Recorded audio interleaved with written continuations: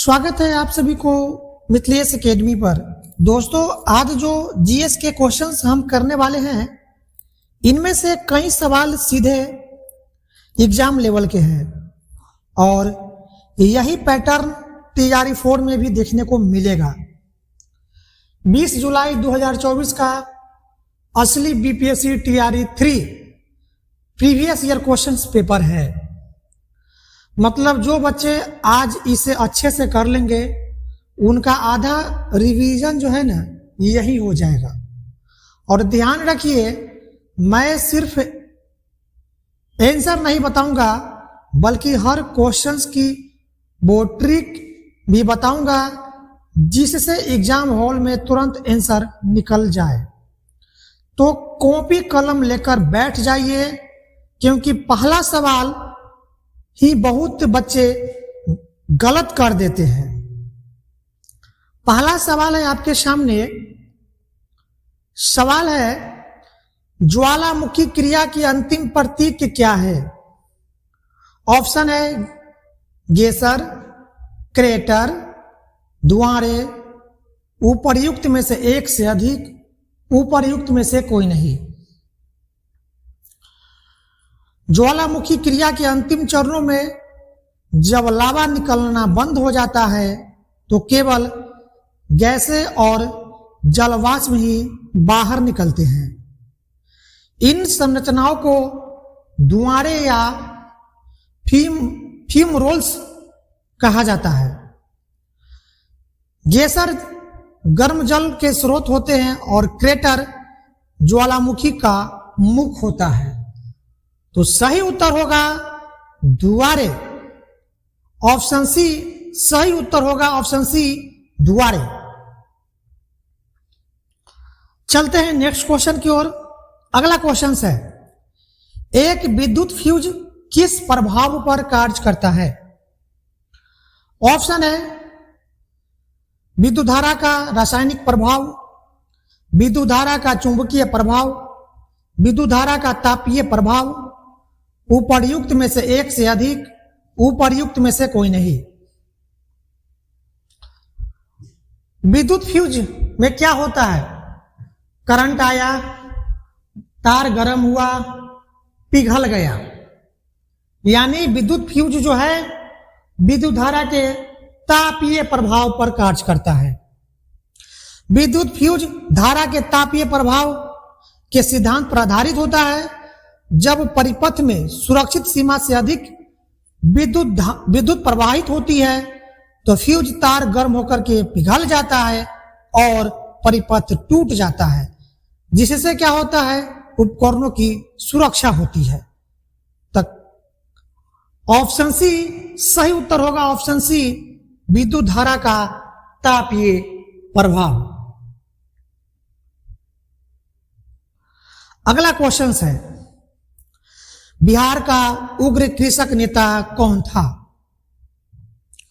Option है राजकुमार शुक्ला, स्वामी सहजानंद सरस्वती, राजेंद्र प्रसाद, उपर्युक्त में से एक से अधिक, उपर्युक्त में से कोई नहीं।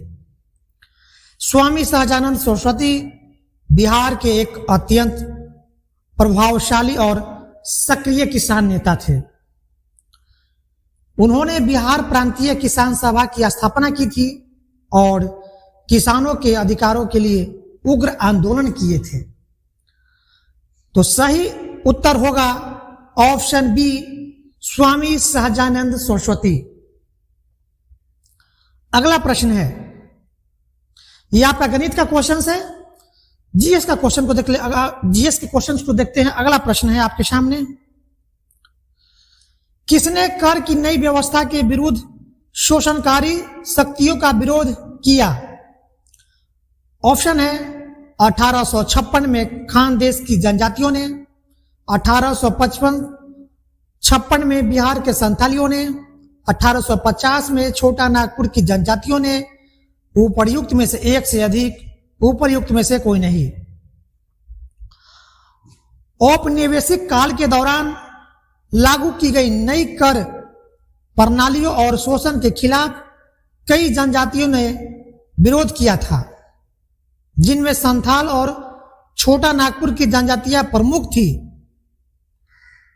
इसलिए इसका करेक्ट आंसर होगा उपर्युक्त में से एक से अधिक। ऑप्शन डी करेक्ट आंसर होगा उपर्युक्त में से एक से अधिक। यानी खानदास की जनजातियों, खानदेश की जनजाति, बिहार के संथाल और छोटा नागपुर की जनजातियां, ये सभी ने मिलकर के कर की नई व्यवस्था क्या किया था, विरोध किया था। तो इसका आंसर जो होगा उपर्युक्त में से एक से अधिक होगा। अगला क्वेश्चन है, निम्नलिखित में से कौन सा गर्म खून का प्राणी है? ऑप्शन है दादुर, जिसको टोड कहा जाता है, मगरमच्छ, मछली, उपर्युक्त में से एक से अधिक, उपर्युक्त में से कोई नहीं। टोड यानी यह आपका उभयचर प्राणी है। मगरमच्छ, सरीसृप और मछली। मगरमच्छ क्या सरीसृप यानी यह जमीन पर रेंग कर चलने वाली है। तो आपका टोड जो है, टोड, मगरमच्छ और मछली, ये तीनों जो है आपका ठंडे खून का प्राणी है। गर्म खून वाले प्राणी मुख्य रूप से आपका स्तनधारी और पक्षी होते हैं। तो इसमें स्तनधारी और पक्षी का तो नाम है नहीं, तो इसका आंसर जो होगा ऑप्शन ई करेक्ट आंसर होगा उपर्युक्त में से कोई नहीं। चलते हैं नेक्स्ट क्वेश्चन की ओर। अगला क्वेश्चन है, बंकिम चंद्र चटर्जी के उपन्यास आनंद मठ प्रकाशित किया गया था। ऑप्शन है 1881 में, 1882 में, 1880 में, उपर्युक्त में से एक से अधिक, उपर्युक्त में से कोई नहीं। बंकिम चंद्र चटर्जी का प्रसिद्ध ऐतिहासिक उपन्यास आनंद मठ वर्ष 1882 में प्रकाशित हुआ था। इसी उपन्यास से भारत का राष्ट्रीय गीत वंदे मातरम लिया गया है। तो सही उत्तर होगा ऑप्शन बी 1882 में। अगला क्वेश्चन है, सूखी बर्फ ड्राई आइस है। ऑप्शन है ठोस नाइट्रोजन, ठोस ऑक्सीजन, ठोस कार्बन डाइऑक्साइड, उपर्युक्त में से एक से अधिक, उपर्युक्त में से कोई नहीं। ठोस कार्बन डाइऑक्साइड CO2 को ही सूखी बर्फ कहा जाता है। इसे गर्म करने पर यह बिना तरल अवस्था में आए सीधे गैस में बदल जाती है। यानी बिना तरल अवस्था में आए सीधे गैस में बदल जाना क्या कहलाता है? ऊर्ध्वपातन कहलाता है। ठीक है, तो ऑप्शन सी सही उत्तर होगा, ऑप्शन सी ठोस कार्बन डाइऑक्साइड। अगला क्वेश्चन है, राष्ट्रीय उद्यान में सुरक्षा दी जाती है। ऑप्शन है केवल जंतु जात को, संपूर्ण पारिस्थितिक तंत्र को, केवल पादप जात को, उपर्युक्त में से एक से अधिक, उपर्युक्त में से कोई नहीं। राष्ट्रीय उद्यान नेशनल पार्क में केवल वनस्पतियों या जीवों को ही नहीं बल्कि उस पूरे क्षेत्र के संपूर्ण पारिस्थितिक तंत्र, इकोसिस्टम और प्राकृतिक परिवेश को संरक्षण प्रदान किया जाता है। तो इसका सही उत्तर होगा ऑप्शन बी संपूर्ण पारिस्थितिक तंत्र को। अगला क्वेश्चन है, गोल्डन ग्लोब्स 2024 में सर्वाधिक अवार्ड किस फिल्म को मिला था? ऑप्शन है the flower moon, the holdovers, Oppenheimer, उपर्युक्त में से एक से अधिक, उपर्युक्त में से कोई नहीं। लॉस एंजेलिस में आयोजित 81वें गोल्डन ग्लोब अवार्ड्स 2024 में क्रिस्टोफर नोलन की फिल्म ओपेनहाइमर ने सबसे अधिक पुरस्कार जीता था? तो इसका उत्तर होगा ऑप्शन सी, ओपेनहाइमर। अगला क्वेश्चन है, ओजोन O3 के बारे में कुछ तथ्य है। ऑप्शन है, यह उच्च तरंगदैर्ध्य की विकिरणों को अवशोषित करती है, यह वायुमंडल की अत्यधिक अस्थायी गैस है, यह मध्यमंडल में पाई जाती है, उपर्युक्त में से एक से अधिक, उपर्युक्त में से कोई नहीं। ओजोन सूर्य की हानिकारक कम तरंगदैर्ध्य वाली पैराबैंगनी यूवी विकिरणों को सोखती है, यह अस्थायी गैस है और मुख्य रूप से समताप मंडल में पाई जाती है, न कि मध्यमंडल में।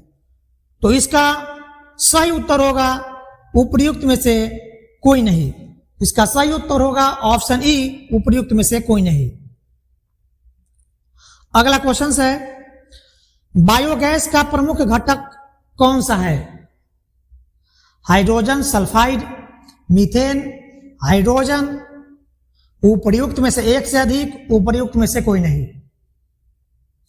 बायोगैस या जैव गैस में मुख्य रूप से मीथेन यानी CH4 गैस होती है।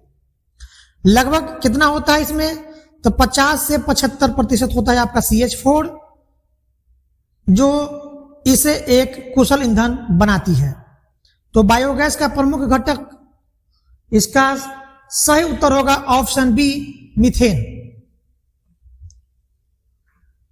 अगला क्वेश्चन है, ग्रीनविच माध्य समय GMT से भारतीय मानक समय IST कितना आगे रहता है? ऑप्शन में 5.5 घंटे, 6 घंटे, 5 घंटे, उपर्युक्त में से एक से अधिक, उपर्युक्त में से कोई नहीं। भारत का मानक समय 82.5 डिग्री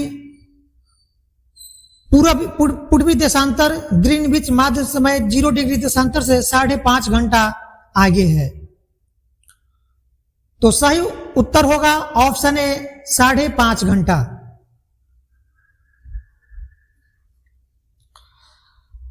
अगला क्वेश्चन है, पर्वतीय क्षेत्रों में पक्षियों के अधिकाधिक प्रजातियां किस जंगल में निवास करती है? ऑप्शन है, चीड़ के जंगल, झाड़ियों के जंगल, बांज के जंगल, उपर्युक्त में से एक से अधिक, उपर्युक्त में से कोई नहीं। हिमालय और अन्य पर्वतीय क्षेत्रों में बांज यानी ओक के जंगल जैव विविधता से भरपूर होते हैं, जो पक्षियों की कई प्रजातियों को भोजन और आश्रय प्रदान करता है। तो इसका सही उत्तर होगा ऑप्शन सी, बांज के जंगल। अगला प्रश्न है, 22 अप्रैल को मनाए जाने वाले पृथ्वी दिवस का संबंध है? ऑप्शन है, द्वितीय विश्व युद्ध का अंत दिवस, पृथ्वी ग्रह पर नाभिकीय हथियारों के उपयोग पर प्रतिबंध, वातावरण से संबंधित जन जागरूकता, उपर्युक्त में से एक से अधिक, उपर्युक्त में से कोई नहीं। प्रत्येक वर्ष 22 अप्रैल को पृथ्वी दिवस पर्यावरण संरक्षण के प्रति लोगों में जागरूकता फैलाने और वातावरण से संबंधित मुद्दों पर ध्यान केंद्रित करने के लिए मनाया जाता है। तो प्रत्येक वर्ष 22 अप्रैल को पृथ्वी दिवस मनाया जाता है। क्यों मनाया जाता है? तो पर्यावरण संरक्षण के प्रति लोगों में जागरूकता फैलाना और वातावरण से संबंधित मुद्दों पर ध्यान केंद्रित करने के लिए प्रत्येक साल 22 अप्रैल को पृथ्वी दिवस मनाया जाता है। तो सही उत्तर होगा ऑप्शन सी, वातावरण से संबंधित जन जागरूकता। चलते हैं अगले क्वेश्चंस की ओर। अगला क्वेश्चन है, निम्न में से कौन सा एक भूकंप गंभीर और विध्वंसकारी है? ऑप्शन है, ज्वालामुखीय भूकंप, भ्रंशमूलक भूकंप, प्लूटोनिक भूकंप, उपर्युक्त में से एक से अधिक, उपर्युक्त में से कोई नहीं। विवर्तनिक विवर्तनिक या भ्रंशमूलक भूकंप पृथ्वी की प्लेटों के हिलने और ऊर्जा के अचानक मुक्त होने के कारण आता है, जो सबसे अधिक शक्तिशाली और विनाशकारी होते हैं। तो इसका सही उत्तर होगा ऑप्शन बी, भ्रंशमूलक भूकंप। अगला क्वेश्चन है, प्रथम गोलमेज सम्मेलन के समय भारत का गवर्नर जनरल कौन था? ऑप्शन है Lord reading, Lord Linlithgow, Lord Irwin, उपर्युक्त में से एक से अधिक, उपर्युक्त में से कोई नहीं।